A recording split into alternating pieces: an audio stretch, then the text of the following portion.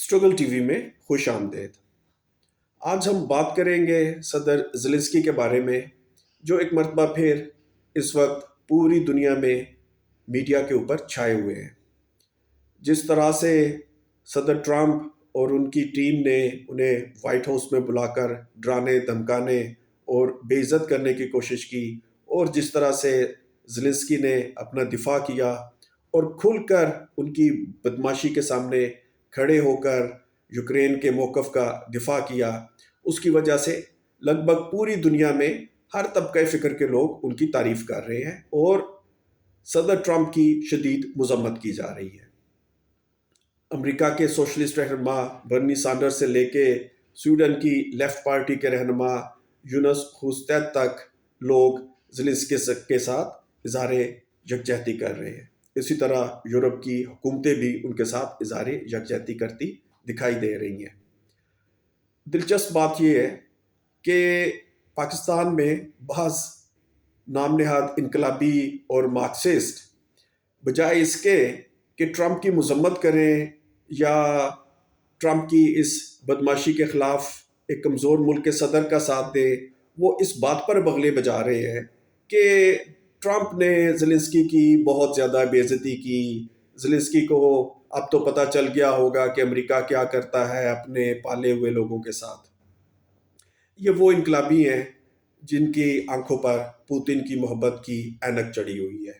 انہیں پوتن کی محبت میں دن نظر نہیں آ رہا اور رات نظر نہیں آ رہی۔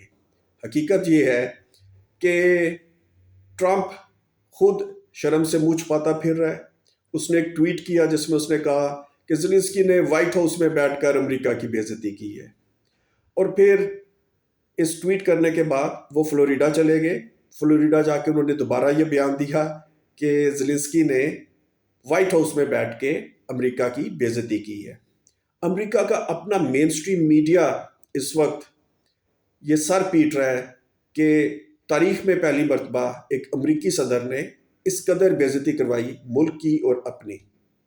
لیکن پوتن کی محبت میں گرفتار بعض نام نہاد بائیں بازو کے عظیم دانشور بضد ہیں کہ زیلنسکی کی بہت زیادہ انسلٹ ہوئی ہے۔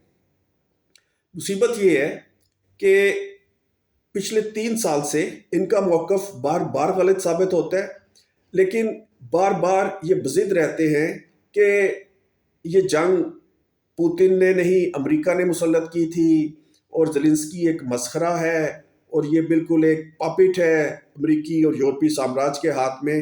لیکن اس حالیہ ملاقات والے واقعے نے ایک مرتبہ پھر یہ ثابت کیا کہ مسخرہ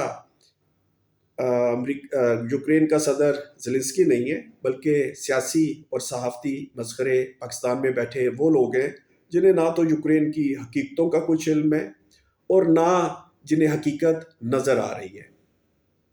3 سال پہلے جب یہ جنگ شروع ہوئی تو پاکستان میں اس قدر ایک مقبول عام بیانیہ تھا کہ یوکرین کا صدر تو ایک مسخرہ ہے۔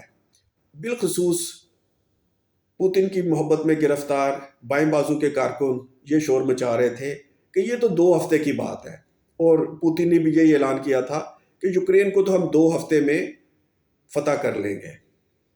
میں نے اس وقت روزنامہ جدوجہد میں یہ ایک تفصیلی مضمون لکھا کہ نہ صرف یہ کہ یہ جنگ غلط ہے، بلکہ اس جنگ میں روس کی ہر طرح سے مخالفت ہونی چاہیے، اور سب سے اہم یہ کہ یوکرین مزاحمت کرے گا۔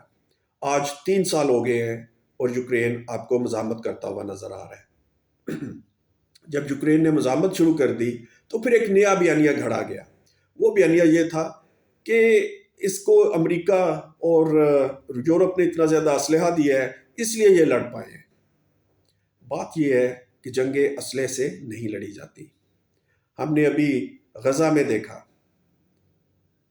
سعودی عرب کے پاس، مصر کے پاس، بعض دیگر عرب ملکوں کے پاس، لیکن بالخصوص سعودیہ اور گلف کی دیگر ریاستوں کے پاس امریکہ کا دیا ہوا بے شمار اسلحہ ہے۔ جو کچھ اسرائیل کو دیا گیا ہے وہ سعودی عرب اور UAE کو بھی دیا گیا ہے، یورپ نے بھی دیا ہے اور امریکہ نے بھی دیا ہے۔ لیکن ہم دیکھتے ہیں کہ اسرائیل کا جب دل چاہتا ہے وہ آ کے غزہ میں تباہی مچا دیتا ہے اور عرب لڑ نہیں پا رہے۔ ہاں، فلسطین کے لوگ بہادری سے ضرور مزاحمت کر رہے ہیں، لیکن باقی عرب تو بے شرمی سے اسرائیل کے سامنے سر جھکائے کھڑے ہیں۔ ہمیں تاریخ کا یہ واقعہ بھی یاد ہے کہ جب اسرائیل، برطانیہ اور فرانس نے مل کر مصر پر 1954 میں حملہ کر دیا تھا، اور اس حملے میں پاکستان کی شرم سے آری حکومت اس وقت اسرائیل، فرانس اور برطانیہ کی حمایت کر رہی تھی، تب بھی مصر نے مزاحمت کی تھی، اس کے پاس اسلحہ نہیں تھا، اور عربوں نے، بالخصوص مصر نے، اسرائیل کو شکست دی تھی۔ بے شک اس شکست کے لیے مصر نے بھاری قربانی بھی دی تھی۔ تاریخ کے بے شمار مواقع موجود ہیں جن میں دیکھا جا سکتا ہے کہ جنگیں اسلحے سے نہیں، حوصلے اور جذبے سے لڑی جاتی ہیں۔ امریکہ کو ویتنام میں شکست ہوئی، وہاں پر ویتنام کے پاس اسلحہ نہیں تھا۔ امریکہ کو بھی افغانستان میں شکست ہوئی، اس سے پہلے عراق میں شکست ہوئی۔ افغانستان میں طالبان کے پاس نہ تو یورپ کا دیا ہوا اسلحہ تھا، نہ کسی اور کا دیا ہوا اسلحہ تھا۔ ہم طالبان کے طریقہ کار سے، ان کی سیاست سے شدید اختلاف رکھتے ہیں۔ اسی طرح جن قوتوں نے عراق میں امریکہ کو شکست دی، ہم ان سے بھی شدید سیاسی اور نظریاتی اختلاف رکھتے ہیں۔ لیکن صرف فیکٹس بیان کرنے کے لیے یہ بات ذہن میں رکھنا ضروری ہے کہ جنگیں اسلحے سے نہیں لڑی جاتی، اور یوکرین نے بھی اسلحے سے جنگ نہیں لڑی، اس نے جذبے اور حوصلے سے جنگ لڑی ہے۔